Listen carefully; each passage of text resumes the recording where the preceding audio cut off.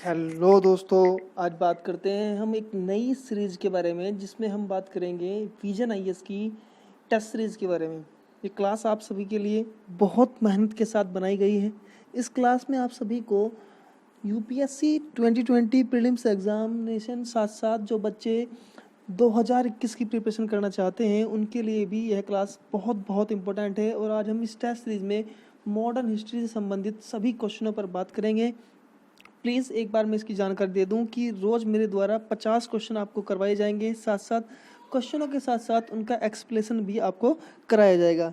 तो बच्चों, एक बार प्लीज़ जो बच्चे चैनल पर नए हैं वे एक बार चैनल को लाइक कर दें, शेयर कर दें और सब्सक्राइब कर दें। साथ साथ मेरे सभी लेक्चर देखने के लिए बेल आइकन प्रेस कर दें। तो आज हम बात करते हैं विजन आईएएस। और विजन आईएएस की टेस्ट सीरीज़ आप सभी जानते हैं कि बहुत टफ लेवल पर इसकी टेस्ट सीरीज बनाई जाती है और आज इन्हीं से संबंधित हम क्वेश्चनों पर बात करते हैं। तो आप देख सकते हैं कि इसमें हम रोज़ लगभग 50 क्वेश्चनों पर बात करेंगे और 50 क्वेश्चनों में हम पहले क्वेश्चन पर बात करते हैं जिसमें हमें कुछ कांग्रेस से पूर्व संगठनों पर विचार करना है जिनका निर्माण कांग्रेस से पहले किया गया था। उन्हीं संगठनों के बारे में बात करते हैं। तो हम पहले संगठन की बात करते हैं कि इन क्वेश्चन इस प्रकार है कि इन संगठनों को सही क्रम पर आपको बताना है कि प्रारंभ में किसकी स्थापना की गई थी, उसके बाद और उसके बाद किसकी स्थापना की गई थी। तो हम बात करते हैं पहले संगठन जिसका नाम है ईस्ट इंडिया एसोसिएशन, जिसकी स्थापना 1866 में दादा भाई नौरोजी द्वारा की गई थी। और दादा भाई नौरोजी को आप सभी जानते हैं, इन्हें भारत का ओल्ड मैन कहा जाता है और इन्हें भारत का पितामह भी कहा जाता है। अगली हम संस्था की बात करते हैं तो उसका नाम है बम्बई प्रेसिडेंसी एसोसिएशन, जिसकी स्थापना 1885 में की गई थी बम्बई में। और इसकी स्थापना करने वाले बदरुद्दीन तैयबा जी, केटी तेलंग और सुरेंद्रनाथ बनर्जी थी। अगर हम बात करें पूना सार्वजनिक सभा की, तो पूना सार्वजनिक सभा की स्थापना 1866 में एमजी राणा डे ने की थी। एमजी राणा डे ने की थी। और इससे अगर हम बात करें क्वेश्चन को तो किस प्रकार इसका आंसर हम दे सकते हैं, तो 1866 में आपको देखेंगे ईस्ट इंडिया कंपनी यानी प्रारंभ में हमको एक, और उसके बाद हमें पता है कि 1867 में पूना सार्वजनिक सभा तो 3, और उसके बाद 1885 में बम्बई प्रेसिडेंसी एसोसिएशन तो 2, यानी कि इसका आंसर होना चाहिए 1, 3, 2। तो 1, 3, 2 हमें दिखाई दे रहा है ऑप्शन नंबर ए, तो इसका सही आंसर है ऑप्शन नंबर ए। साथ साथ मैं आपको बता दूं कि कांग्रेस से बनी पहली संस्थाओं के बारे में, तो कांग्रेस से पहले बनी संस्थाओं के बारे में जानकारी दे दूं मैं आपको। तो भारत की सबसे पहला राजनीतिक संगठन जिसका नाम था जमींदारी एसोसिएशन। तो भारत का प्रथम राजनीतिक संगठन जमींदारी एसोसिएशन था, जिसकी स्थापना 1838 में द्वारिका नाथ टैगोर द्वारा की गई थी। इसके बाद ब्रिटिश ईस्ट इंडिया एसोसिएशन, इसके बाद कलकत्ता एसोसिएशन, इसके बाद कई संगठन बने जैसे कि मद्रास महाजन सभा, मद्रास नेटिव एसोसिएशन। तो मद्रास महाजन सभा की बात करें तो इसकी स्थापना 1884 में हुई थी, जिसकी स्थापना वी राघवाचारी द्वारा की गई थी। जबकि मद्रास नेटिव एसोसिएशन की स्थापना 1852 में गुजुल लक्ष्मी नरचेट्टी द्वारा की गई थी। जबकि इंडियन लीग की स्थापना श्रीश कुमार बोस द्वारा 1875 में की गई थी। और इंडियन एसोसिएशन ऑफ कलकत्ता की स्थापना 1876 में की गई थी।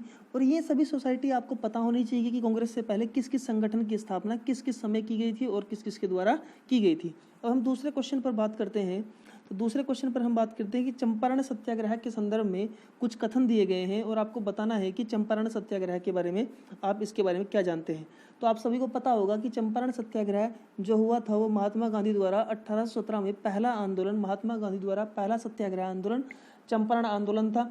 और इसी चंपारण आंदोलन में महात्मा गांधी ने बिहार के चंपारण जिले में नील की खेती, यानी कि इस समय जो आप बोलते हैं 3 कठिया प्रणाली, जिसमें 20 विषयों पर नील की खेती अनिवार्य थी और नील बागान मालिकों द्वारा नील की खेती करवाई जाती थी। तो इससे संबंधित हम क्वेश्चन पर बात करते हैं। तो हम बात करते हैं कि आखिरकार चंपारण आंदोलन में महात्मा गांधी ने इसका नेतृत्व किया था। तो महात्मा गांधी के साथ इस आंदोलन में कौन कौन लोग शामिल हुए थे, तो पहले हम बात करते हैं इस आंदोलन का नेतृत्व राजेंद्र प्रसाद, नरहरि पारेख व जे.बी. कृपलानी के साथ महात्मा गांधी जी ने किया था।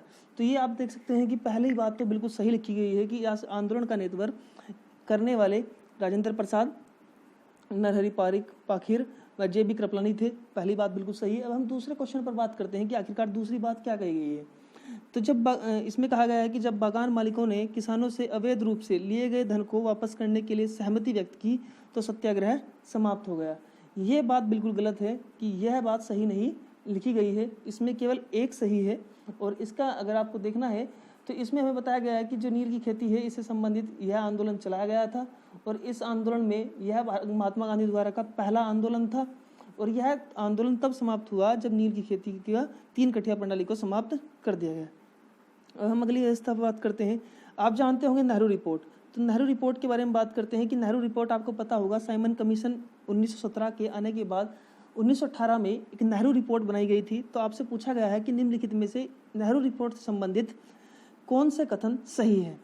तो अगर हम बात करें कि नेहरू रिपोर्ट को आपको पता होगा कि नेहरू रिपोर्ट लिखने वाले व्यक्ति का नाम मोतीलाल नेहरू है, ना कि जवाहरलाल नेहरू।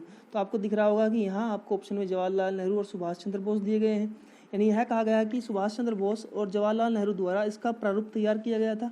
तो पहला तो आपका गलत हो जाता है और जब आपका पहला ऑप्शन गलत हो जाता है तो हम एलिमिनेट मेथड से देख सकते हैं कि अगर हमारा पहला ही ऑप्शन गलत हो गया तो हमें दिखता है कि इसमें भी एक है और इसमें भी एक है, ये भी गलत हो जाएगा और ये भी गलत हो जाएगा। तो इसलिए आंसर हमारा 2 साफ निकल कर आ रहा है। लेकिन फिर भी मैं आपको इसकी डिटेल दे दूं कि जो नेहरू रिपोर्ट है वह 1928 में मोतीलाल नेहरू द्वारा पीस की गई थी और मोतीलाल नेहरू द्वारा इस रिपोर्ट में भारत के लिए डोमिनियन स्टेट की मांग प्रस्तुत की गई थी। यानी कि अगर हम बात करें कि जवाहरलाल नेहरू द्वारा नेहरू रिपोर्ट का विरोध किया गया था और उनके द्वारा 1929 में पूर्ण स्वराज की मांग की गई थी। यानी जवाहरलाल नेहरू और सुभाष चंद्र बोस ऐसे व्यक्ति हैं जिन्होंने लाहौर अधिवेशन में पूर्ण स्वराज की मांग की थी, ना कि डोमिनियन स्टेट की। और जो मोतीलाल नेहरू द्वारा डोमिनियन स्टेट की मांग की गई थी, यह बात तो बिल्कुल सही है। दूसरी बात, इस रिपोर्ट में पृथक निर्वाचन मंडल के सिद्धांत को खारिज कर दिया गया था। ये बिल्कुल भी बात सही है कि इस रिपोर्ट में जो पृथक निर्वाचन मंडल था, यानी मुसलमानों के लिए वोट मुसलमान करेंगे और हिंदुओं के लिए वोट हिंदू करेंगे, जो 1919 में मार्ले मिंटो एक्ट में जो बात कही गई थी कि हिंदुओं के लिए वोट हिंदू और मुसलमानों के लिए वोट मुसलमान करेंगे, इस व्यवस्था को समाप्त कर दिया गया, समाप्त करने की बात कही गई। और इसी का विरोध आपको पता होगा, इसी का विरोध 1929 में जिन्ना ने 14 सूत्री कार्यक्रम में किया था और जिन्ना ने जो संयुक्त निर्वाचन मंडल को ही, यानी पृथक निर्वाचन मंडल को ही अपनाने की बात की थी, जबकि मोतीलाल नेहरू ने इस रिपोर्ट में इसे खारिज करने की बात की थी कि पृथक निर्वाचन मंडल समाप्त कर देना चाहिए। ऐसी बात मोतीलाल नेहरू ने की थी। साथ साथ इसी में पहली बार इसी रिपोर्ट में मोतीलाल नेहरू द्वारा फंडामेंटल राइट्स की बात की गई थी, भारतीयों को मौलिक अधिकार मिलने चाहिए और भारतीयों का संविधान भारतीयों द्वारा बनाया जाना चाहिए। अगर मैं साथ साथ आपको बता दूं कि मोतीलाल नेहरू रिपोर्ट जो पेश की गई थी, यह रिपोर्ट विल्किन हेड की चुनौतियों पर जारी की गई थी। अगले क्वेश्चन पर हम बात करते हैं कि स्वदेशी आंदोलन से संबंधित आपको कुछ साहित्य और उनकी पुस्तक लिखी गई है, तो इनके बारे में हम बात करें कि इसमें आपको देखना है तो आपको पता होगा कि आमार सोनार बंगला जो राष्ट्रीय गीत है, आमार सोनार बंगला जो राष्ट्रीय गीत है बांग्लादेश का, और बांग्लादेश का राष्ट्रीय गीत जो रविंद्रनाथ टैगोर द्वारा गाया गया है। तो आमार सोनार बंगला ये 1905 में बंगाल विभाजन के बाद जब स्वदेशी आंदोलन चल रहा था 1906 में, तो बंग भंग आंदोलन के विरोध के बाद यह राष्ट्रीय गान गाया गया, यह गीत गाया गया था जिसमें आमार सोनार बंगला, बाद में 1971 में इसे बांग्लादेश का राष्ट्रीय गीत भी बना दिया गया था। साथ साथ आपको पता होगा कि स्वदेशी आंदोलन के दौरान साहित्यिक रचना हुई थी, जैसे ठाकुर कुमार झूली, यह दक्षिणारंजन मजुमदार की एक कविता है। साथ साथ सुदेश गीतांजल, यह सुब्रमण्यम भैथियार की एक पुस्तक है। तो इसका अगर आपको नॉलेज होगी तभी आप इस क्वेश्चन को हल कर पाएंगे। तो इसका आंसर है, लेकिन आप इसमें एक चीज़ कर सकते थे, अगर आपको एक पता है तो कम से कम आप एक को देखकर कि आमार सोनार बंगला रविंद्रनाथ टैगोर का है, तो इससे आपके 2 एलिमिनेट हो जाते और आपके 50-50 चांस बन जाते क्वेश्चन को सही करने के। तो ऐसे क्वेश्चन पर जहां आपको 50-50 चांस लग रहे हो तो ऐसे क्वेश्चन को आपको डेफिनेटली हल करना चाहिए। अगले हम क्वेश्चन पर बात करते हैं, क्वेश्चन नंबर 5। तो आपको पता होगा 1946 में एक शाही विद्रोह हुआ था। शाही विद्रोह के बारे में आप जानते हैं, तो आप सब इसके बारे में बता सकते हैं। तो शाही विद्रोह जो हुआ था इसके बारे में बात करते हैं। यह विद्रोह 18 फरवरी 1946 को हुआ था।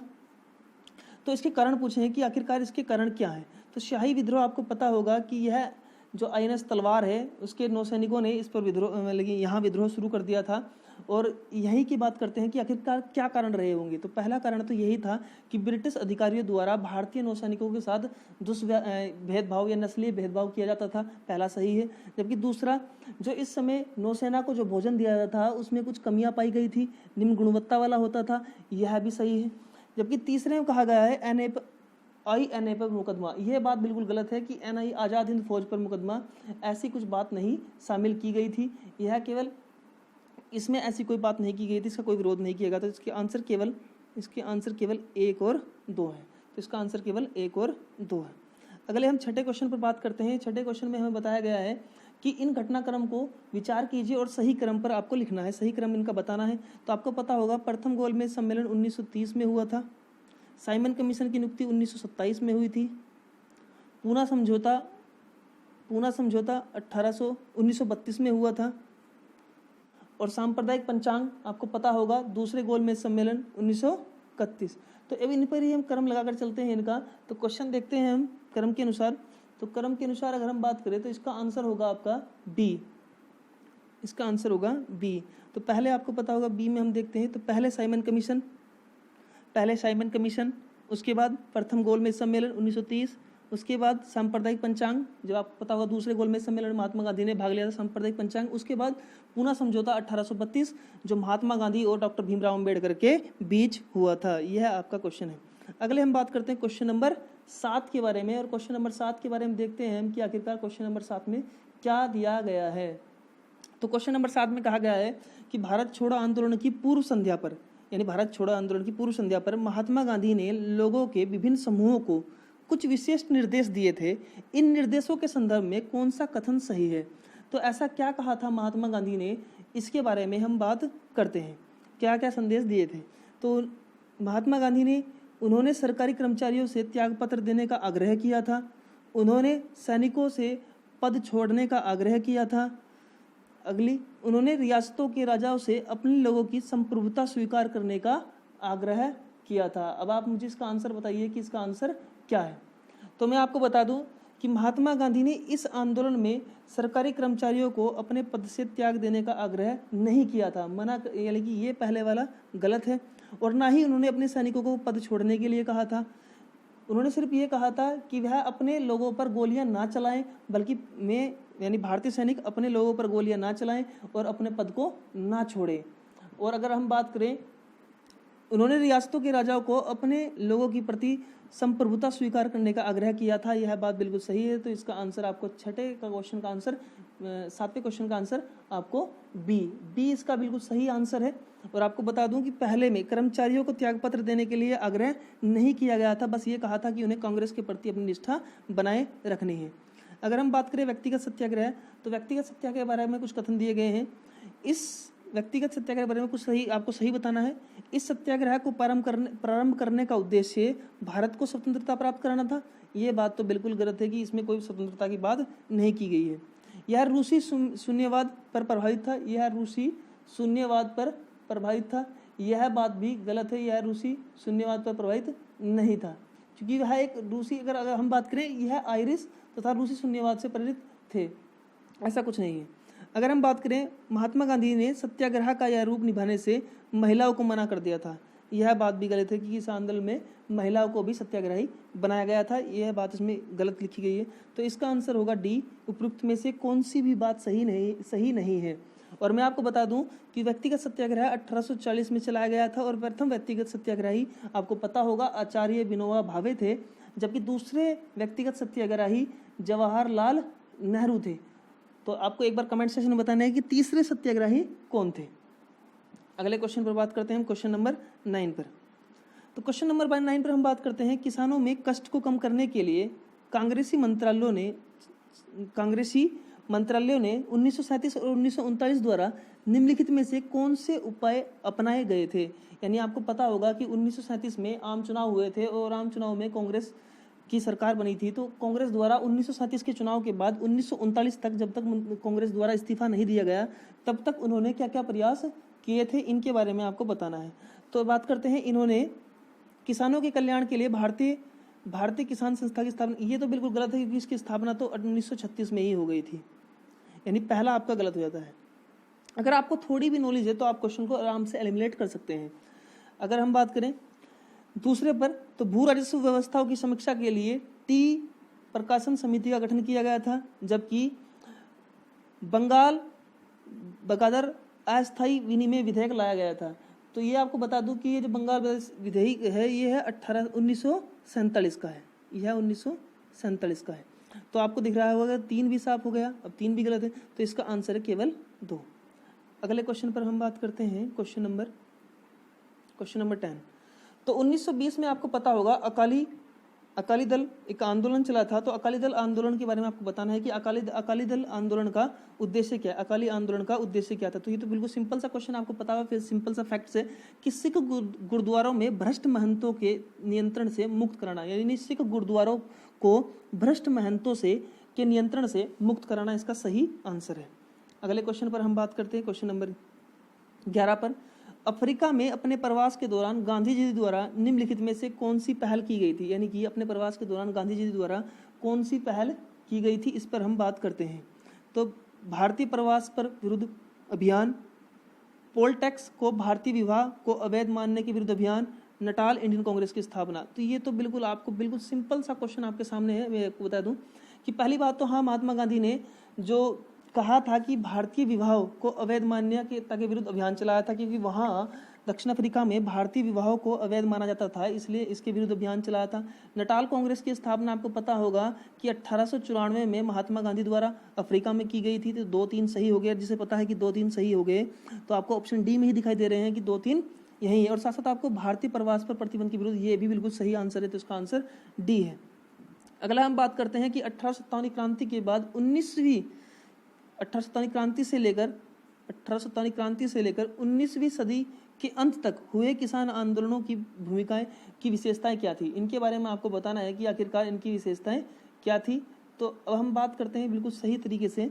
अपनी मांग हेतु किसानों ने सीधे लड़ने की क्षमता हुई, अपनी मांग हेतु किसानों में सीधे लड़ने की क्षमता हुई, पहली बात तो ये है। दूसरे में कहा गया है उनकी व्यापक क्षेत्रीय पहुंच, किसानों के बीच मजबूत आपसी संवाद, उपनिवेशवाद व औपनिवेशिक आर्थिक संरचना का पर्याप्त समझ, यानी कि इन्हें उपनिवेशवाद व औपनिवेशिक आर्थिक संरचना की पर्याप्त समझ हो गई थी। तो ऐसा तो कुछ नहीं है कि इन्हें उपनिवेशवाद या औपनिवेशिक संरचना की आर्थिक संरचना का पर्याप्त समझ थी, ये तो बिल्कुल सही गलत है कि ये तो गलत हो ही जाएगा। तो 3 गलत हो गया। साथ साथ उनकी व्यापक क्षेत्रीय पहुंच किसानों के बीच तक थी, यानी कि किसान आंदोलनों की पहुंच, व्यापक क्षेत्रीय पहुंच व किसानों के बीच मजबूत संवाद था, ये भी गलत है। इसमें केवल एक सही है। अपनी मांग के लिए ये सीधे लड़ सकते थे, यानी किसानों की सीधे लड़ने की क्षमता विकसित हुई। अगर हम बात करें पानीपत के तीसरे युद्ध के बारे में, तो पानीपत का तीसरा युद्ध आप सभी को पता होना चाहिए। उसमें पूछा गया है कि निम्नलिखित में से कौन सा शहीद है। तो यह युद्ध मराठों को अवध व पंजाब के राजपूतों का समर्थन प्राप्त हुआ, यानी कि इस युद्ध में मराठों को अवध व पंजाब के राजपूतों शासकों का समर्थन प्राप्त हुआ। यह बिल्कुल गलत है, ना तो इसमें अवध के नवाब और ना ही पंजाब के राजपूतों का संरक्षण प्राप्त हुआ, पहली बात तो इसमें गलत लिखी गई है। आपको पता ही होगा पानीपत का तीसरा युद्ध जो 1761 में मराठों व अहमद शाह अब्दाली के बीच हुआ था, और अभी मूवी भी आई थी पानीपत, और आई होप जिन बच्चों ने नहीं देखी है एक बार में प्लीज मूवी को देख लें। अगर हम बात करते हैं अगले क्वेश्चन पर, यह युद्ध भारत के ब्रिटिश महत्वाकांक्षी हेतु आघात सिद्ध हुआ, इसने भारत में अफगान साम्राज्य को अत्यंत सरदर किया, ये बिल्कुल गलत है। क्योंकि आपको पता होगा कि 1861 के बाद अहमद शाह अब्दाली के आक्रमण के बाद यहाँ पर भारत में अफगान साम्राज्य अत्यंत सुदृढ़ नहीं हुआ, बल्कि ब्रिटिश साम्राज्य यानी कि मराठों की हार ने यह साबित कर दिया था कि अब आखिरकार इस गद्दी पर कौन विराजमान होगा। तो मराठों की हार के बाद आपको पता होगा कि यहाँ जो साम्राज्य विकसित हुआ था वो ब्रिटिश साम्राज्य अत्यंत सुदृढ़ किया था, ना कि अफगान साम्राज्य। अगर हम बात करें अगले क्वेश्चन पर, तो क्वेश्चन नंबर 14 में आपको बात की गई है तत्वबोधिनी पत्रिका के प्रथम संपादक, यानी ऐसे व्यक्ति के बारे में बात की गई है जो तत्वबोधिनी सभा के प्रथम संपादक थे, उनके संपादक भी रहे हैं, और वह ब्रह्म समाज से जुड़े हुए थे। उन्होंने समाज की वैज्ञानिक आधुनिक दृष्टिकोण के प्रचार हेतु कार्य भी किया है। उन्होंने बाल विवाह के विरुद्ध चिकित्सक मत का हवाला देते हुए विवाह से पहले प्रेम प्रसंग, विवाहित जीवन के आधार पर सहभागिता, समानता, कानून, रीति रिवाज द्वारा तलाक का समर्थन किया है। यह किसके बारे में यह बात की गई है, यह आपको बताना है। तो यह आपको बहुत डीप नॉलेज के साथ साथ आपका इसका आंसर होगा अक्षय कुमार दत्त। तो अक्षय कुमार दत्त इसका सही आंसर है। अगले क्वेश्चन पर बात करते हैं, क्वेश्चन नंबर 15। तो ब्रिटिश शासन के दौरान रेलवे के विकास के संदर्भ में निम्नलिखित कथनों पर विचार कीजिए और सही आपको बताना है। तो अब अगर हम बात करते हैं रेलवे के विकास के बारे में, तो रेलवे के विकास के बारे में बात करते हैं। ब्रिटिश शासन के दौरान रेलवे के विकास किया गया और निवेश मुख्य रूप से स्वदेशी था। ये बिल्कुल गलत है। ब्रिटिश साम्राज्य के दौरान रेलवे का विकास किया गया, निवेश मुख्य रूप से स्वदेशी था, स्वदेशी नहीं बल्कि विदेशी था। यह यहाँ आपको छोटी छोटी लाइनें आपको देखनी है। तो इसका पहले तो आपको पता होगा कि क्वेश्चन नंबर पहला ही गलत हो गया, तो पहला गलत हो जाने पर एक यहाँ से कट गया, यहाँ से भी कट गया और यहाँ से भी कट गया। तो इसका आंसर आपको 1 सेकंड में पता लग गया कि आंसर इसका सी होगा। फिर भी हम देख लेते हैं कि इसमें आखिरकार क्या बात की गई है। भारत सरकार ने निजी उद्यमियों द्वारा रेलवे में निवेश की गारंटी, पूंजी व निश्चित प्रतिफल की गारंटी दी थी। यानी भारत सरकार ने निजी उद्यमियों द्वारा रेलवे में निवेश की गई पूंजी को निश्चित प्रतिफल की गारंटी दी थी। भारत में वस्तुओं के आंतरिक व्यापार को बढ़ावा देने के लिए रेलवे का निर्माण किया गया था। यह बिल्कुल गलत है। भारत में रेलवे का विकास आंतरिक व्यापार को बढ़ावा देने के लिए रेलवे का निर्माण नहीं किया गया था। अगले क्वेश्चन पर हम बात करते हैं। सविनय अवज्ञा आंदोलन के दौरान तंजौर तट पर, यह आपको दिख रहा होगा, त्रिचुनापल्ली से वेदरण्य तक नमक सत्याग्रह किसके द्वारा चलाया गया था, यह आपको पता होना चाहिए। और इसके बारे में आप सबको बताना कि नमक सत्याग्रह के बारे में बात की गई है कि नमक सत्याग्रह किसके द्वारा चलाया गया था। इसके बारे में आपको बिल्कुल बहुत डिटेल में पता होना चाहिए कि यह आंदोलन आपको पता होगा राजगोपालाचारी द्वारा। और के कलयप्पम द्वारा मालाबार तट पर, यह मालाबार तट पर है, यह तंजौर के तट पर, यह आपको पता होना चाहिए। और जी आपको यहाँ साथ साथ बता दूं कि धरासाणा में सरोजनी नायडू द्वारा नमक सत्याग्रह चलाया गया था। क्वेश्चन नंबर 17 पर हम बात करते हैं। क्वेश्चन नंबर 17 में कहा गया है कि प्रारंभिक 19वीं सदी में राष्ट्रीय प्रेस की भूमिका थी। राष्ट्रीय प्रेस की भूमिका के बारे में आपको बताना है कि राष्ट्रीय प्रेस की आखिरकार क्या भूमिका थी।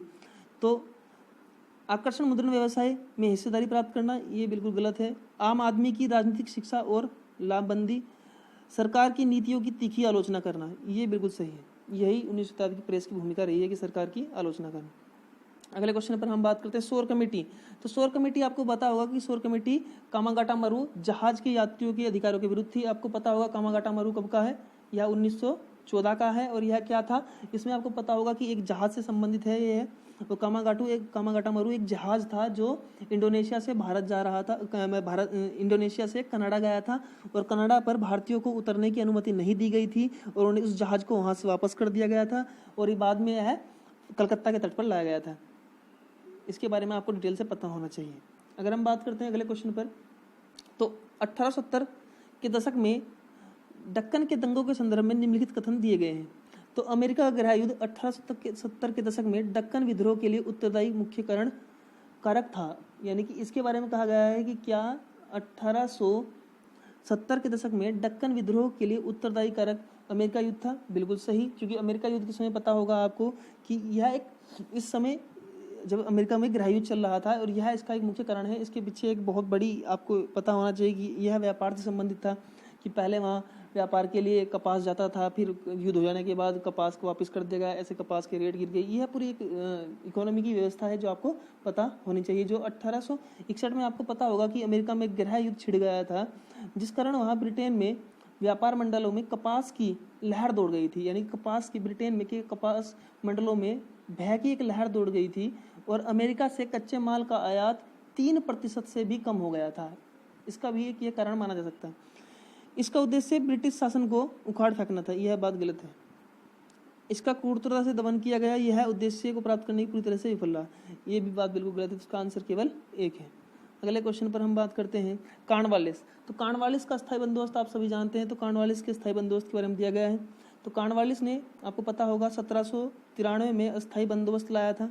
अब इसी 1793 के अस्थायी बंदोबस्त के बारे में बात करते हैं, जिसे जमींदारी व्यवस्था कहा जाता है और इसमें भूमि का मालिक जमींदार को माना गया है। तो देखते हैं, भारत में ब्रिटिश साम्राज्य के प्रति निष्ठावान जमींदारों के धनी या विशेष अधिकार प्राप्त वर्ग को निर्माण किया गया। यानी कॉर्नवालिस के स्थायी बंदोबस्त थे ब्रिटिश साम्राज्य के प्रति निष्ठावान जमींदार, जो ब्रिटिश साम्राज्य के प्रति निष्ठावान जमींदारों के धनी व विशेष अधिकार प्राप्त वर्ग का निर्माण किया गया। बिल्कुल सही है। ईस्ट इंडिया कंपनी को आय की स्थिरता प्रदान की गई, यानी कि इसे अस्थायी कर दिया गया और कहीं ना कहीं ईस्ट इंडिया कंपनी की जो आय थी उसे एक स्थिरता प्रदान कर दी गई। कॉर्नवालिस ने भू राजस्व के लिए कृषि विस्तार किया और कृषि उत्पादनों में सुधार भी किया। यहाँ आपको थोड़ी प्रपोज हो सकती है कि कॉर्नवालिस के स्थायी बंदोबस्त में कृषि का विस्तार करने के लिए कृषि उत्पादकता में सुधार किया गया था, इसलिए आंसर इसका डी होगा। 1, 2, 3 तीनों ही बात सही दी गई है। अगर हम बात करें क्वेश्चन नंबर 21 की, तो इसमें आज़ाद हिंद फौज के बारे में बताया गया है कि आज़ाद हिंद फौज के बारे में निम्नलिखित में से कौन सा कथन गलत है। तो बिल्कुल सही आपको दिख रहा होगा कि आज़ाद हिंद फौज के बारे में कथन कौन सा सही है। तो आज़ाद हिंद फौज का प्रथम विचार सुभाष चंद्र बोस द्वारा किया गया था। यह बिल्कुल गलत है कि आज़ाद हिंद फौज का सर्वप्रथम विचार कैप्टन मोहन सिंह द्वारा किया गया था। बिल्कुल सही इसका आंसर होना चाहिए कैप्टन मोहन सिंह। तो इसलिए मिस्टेक, आपको छोटी छोटी मिस्टेकों पर ध्यान देना है। जापान द्वारा रिहा गए भारतीय बंदियों को NIA में शामिल किया गया, ठीक है। इसमें रानी झांसी रेजिमेंट नामक एक महिला रेजिमेंट का गठन किया गया, बिल्कुल सही है। इसमें भारतीय म्यांमार मोर्चे पर अंग्रेजों पर सैन्य आक्रमण का प्रयास किया गया, यह बात भी बिल्कुल सही है। अब बात करते हैं स्वदेशी आंदोलन। तो स्वदेशी आंदोलन के समय आपको बताया कि निम्नलिखित में से कौन कौन से उपाय किए गए थे, तो आपको सही बताना है स्वदेशी आंदोलन के बारे में।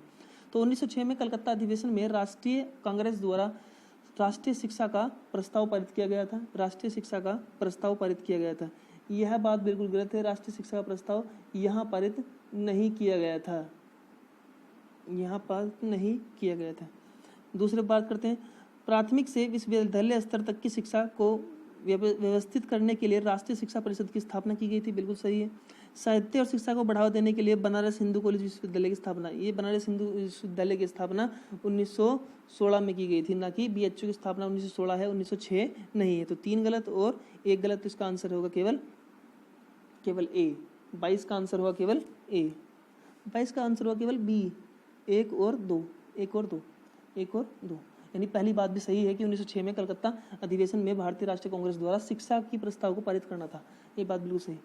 अगला हम बात करते हैं ब्रिटिश भारत के दौरान प्रशासनिक प्रभावों के संदर्भ में निम्नलिखित प्रांतों पर विचार कीजिए और उपयुक्त में से किन किन प्रांतों में भारतीय राष्ट्रीय कांग्रेस द्वारा 1937 के चुनाव किया गया और वहां अपनी सरकार बनाई गई। कि 1937 के चुनाव में आखिरकार कहां इनकी सरकार बनी थी।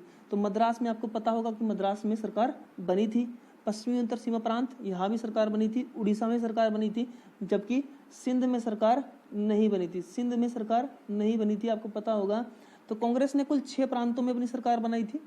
6 प्रांतों में कुल सरकार बनाई थी, जिसमें बम्बई, मद्रास, उड़ीसा, बिहार, यूपी, यहाँ मंत्रिमंडल गठन किया गया था। साथ साथ पश्चिमी उत्तर सीमा प्रांत और असम में भी कांग्रेस ने अपने मंत्रिमंडल सरकार का गठन किया था, यहाँ सरकार बनाई थी। तो 1, 2, 3 यहाँ इसका सही आंसर होगा। अब बात करते हैं साइमन कमीशन के विरोध का आंदोलन, साइमन कमीशन के बहिष्कार का आंदोलन आयोजित किया गया था, इसके बारे में कि आखिरकार साइमन कमीशन के बहिष्कार का आंदोलन किस कारण हुआ था। यह आपको बिल्कुल सिंपल सा क्वेश्चन है, बताइए किसका आंसर क्या होगा। रोल्ड एक्ट के विरोध में नहीं, इसका सही आंसर है कि साइमन कमीशन में किसी भी भारतीय को शामिल नहीं किया गया था, इसलिए साइमन कमीशन का विरोध किया गया था। अगले क्वेश्चन पर बात करते हैं कांग्रेस के बारे में। जो कांग्रेस के बारे में अगला क्वेश्चन दिया गया है, तो कांग्रेस के बारे में पूछा गया कि कांग्रेस की स्थापना के समय उसके प्रथम अध्यक्ष A. ह्यूम थे। नहीं, कांग्रेस के अंग्रेज अध्यक्षता करने वाला प्रथम यूरोपीय A. ह्यूम था, यह बात बिल्कुल गलत है।